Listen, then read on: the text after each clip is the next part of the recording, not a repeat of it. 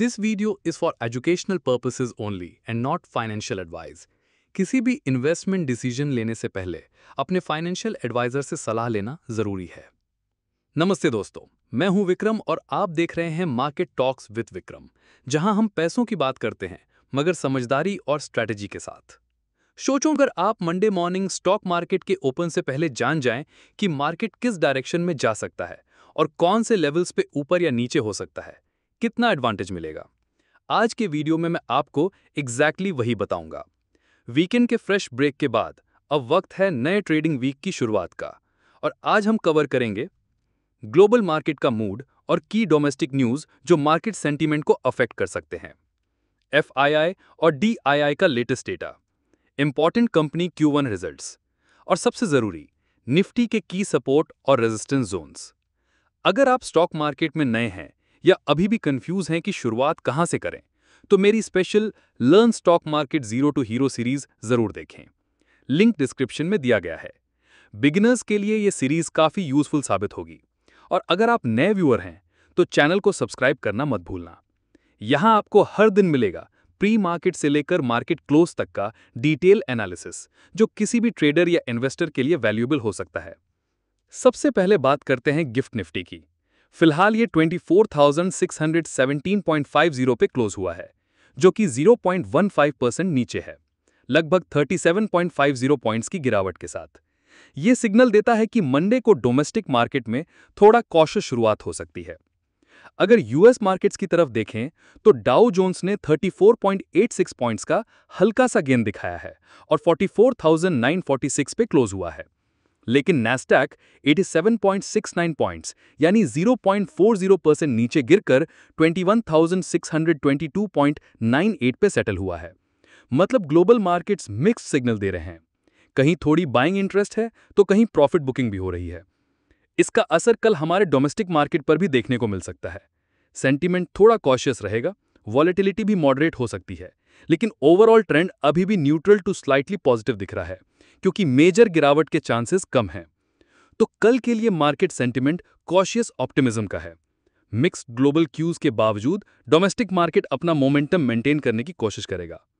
अगर FIIs DIIs activity की बात करें तो थर्सडे के सेशन में एफआईआई ने कैश मार्केट में लगभग 1,926 करोड़ रुपए की सेलिंग की। ये क्लियरली दिखाता है कि फॉरेन इन्वेस्टर्स अभी भी अपने पोजीशंस में कॉशियस स्टैंस ले रहे हैं। वहीं दूसरी तरफ डीआईआई ने कैश मार्केट में तकरीबन 3,895 करोड़ रुपए की स्ट्रॉन्ग बाइंग की। डोमेस्टिक इंस्टीट्यूशंस की ये बाइंग एक तरह का सपोर्ट क्रिएट करती है और मार्केट के डाउनसाइड प्रेशर को बैलेंस करती है। तो ओवरऑल पिक्चर ये बनती है कि एफआईआईज के कंटिन्यूअस सेलिंग के बावजूद डीआईआईज की हेवी बाइंग ने मार्केट को स्टेबिलिटी देने का काम किया है। ये tug of war near term sentiment के लिए एक इंपॉर्टेंट फैक्टर बन सकती है। अब नजर डालते हैं उन इंपॉर्टेंट ग्लोबल और डोमेस्टिक अपडेट्स पर जो कल के सेशन के मार्केट मूड को शेप करने में रोल प्ले करेंगे। ग्लोबल न्यूज से शुरुआत करते हैं। ग्लोबल इक्विटी फंड्स में पिछले 6 हफ्तों का सबसे बड़ा इनफ्लो देखने को मिला है, लगभग $19.32 बिलियन का। इस इनफ्लो के पीछे 2 बड़े रीजंस हैं। पहला, यूएस इन्फ्लेशन नंबर्स एक्सपेक्टेशन से कम आए हैं, जो एक पॉजिटिव साइन है कि यूएस इकोनॉमी पर प्रेशर थोड़ा कम हो रहा है। दूसरा, यूएस चाइना के बीच जो टैरिफ ट्रूस हुआ है उसने ट्रेड वॉर की टेंशन को हल्की सी रिलीफ दी है। इन दोनों फैक्टर्स ने ग्लोबल इन्वेस्टर्स को एक कॉन्फिडेंस दिया है और उसी वजह से उन्होंने इक्विटीज में एग्रेसिवली इन्वेस्ट किया। इस इनफ्लो का सबसे बड़ा फायदा टेक्नोलॉजी सेक्टर फंड्स को मिला, लेकिन सिर्फ इक्विटीज ही नहीं, बॉन्ड फंड्स और कमोडिटी फंड्स, खासकर गोल्ड में भी स्ट्रॉन्ग इनफ्लोज आए हैं। मतलब सिंपल शब्दों में अब इन्वेस्टर्स का रिस्क एपेटाइट इंप्रूव हो रहा है और इसका सीधा असर इक्विटीज और कमोडिटीज पर स्ट्रॉन्ग सेंटीमेंट के रूप में दिख रहा है। अब बात करते हैं यूएस फेडरल रिजर्व की। सारे ग्लोबल मार्केट्स की नजर अब जैक्सन होल कॉन्फ्रेंस पर है, जहां फेड चेयरमैन जेरोम पैवेल की स्पीच आने वाली है।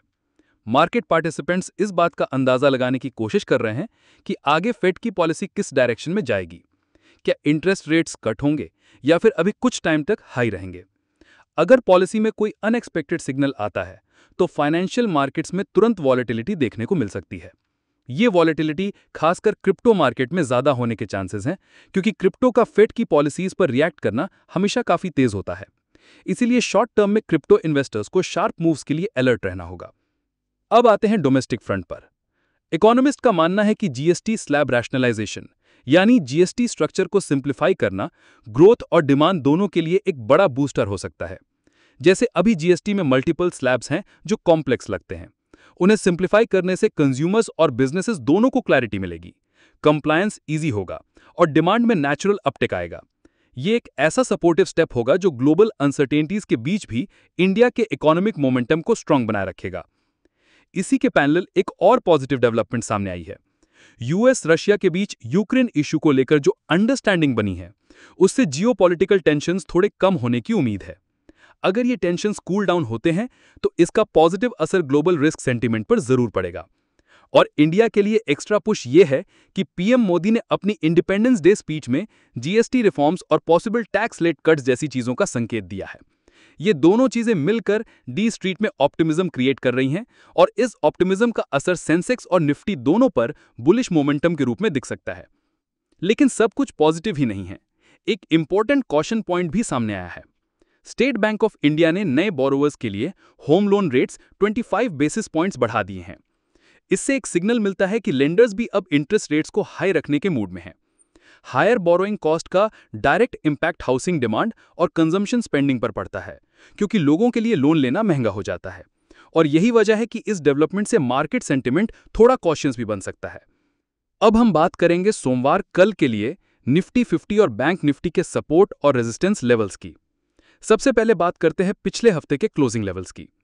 14 अगस्त को निफ्टी 50 लगभग 24,631.30 पे बंद हुआ था और बैंक निफ्टी करीब 55,341.85 पे क्लोज हुआ था। अब नजर डालते हैं सपोर्ट और रेजिस्टेंस जोन्स पर। निफ्टी 50 के लिए इमीडिएट सपोर्ट 24,485 पर है। अगर ये लेवल टूटा तो अगला सपोर्ट 24,439 पर दिखाई देता है। वहीं रेजिस्टेंस की बात करें तो पहला हर्डल 24,777 पर है। अगर ये लेवल डिसाइसिवली क्रॉस होता है तो अगला रेजिस्टेंस 24,868 पर रहेगा। बैंक निफ्टी की बात करें तो सपोर्ट सबसे पहले 54,947 पर है। अगर मार्केट इस लेवल से नीचे जाता है तो अगला सपोर्ट 54,703 पर होगा। रेजिस्टेंस की तरफ देखें तो इमीडिएट रेजिस्टेंस 55,737 है और उसके बाद अगला रेजिस्टेंस 55,981 पे देखने को मिलेगा। तो दोस्तों, आने वाले मंडे को इन लेवल्स को ध्यान में रख के ट्रेड करना बहुत जरूरी है। मार्केट अगर इन सपोर्ट लेवल्स को होल्ड करता है तो उछाल देखने को मिल सकता है और अगर रेजिस्टेंस लेवल्स के ऊपर ब्रेक होता है तो फर्दर अपसाइड के चांसेस बनेंगे। अगर कल के लिए स्ट्रैटेजी की बात करें तो मार्केट को कॉशियसली ऑब्जर्व करें। ग्लोबल क्यूज मिक्स्ड हैं और overall trend neutral to slightly positive है। एफआईआई सेलिंग और डीआईआई बाइंग से मार्केट को स्टेबिलिटी मिली।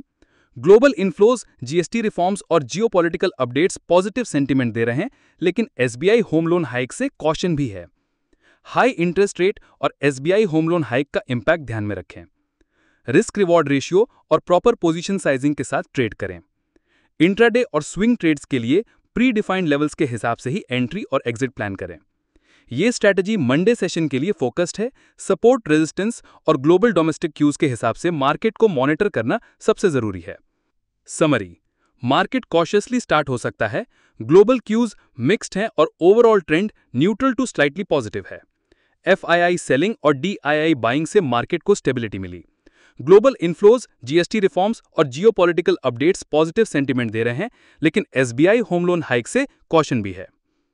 अगर आपको ये एनालिसिस वैल्यूएबल लगा हो तो वीडियो को जरूर लाइक करें। कमेंट में बताएं कि आज आप किस सेक्टर या स्टॉक पर फोकस कर रहे हैं। और अगर अब तक चैनल सब्सक्राइब नहीं किया तो अभी करें, क्योंकि यहां डेली प्री मार्केट एनालिसिस से मार्केट क्लोजिंग एनालिसिस की अपडेट मिलती है और बिगिनर्स के लिए मेरी learn stock market zero to hero playlist भी डिस्क्रिप्शन में अवेलेबल है। मिलते हैं कल मार्केट क्लोजिंग एनालिसिस अपडेट के साथ। Safe trading, smart investment. जय हिंद।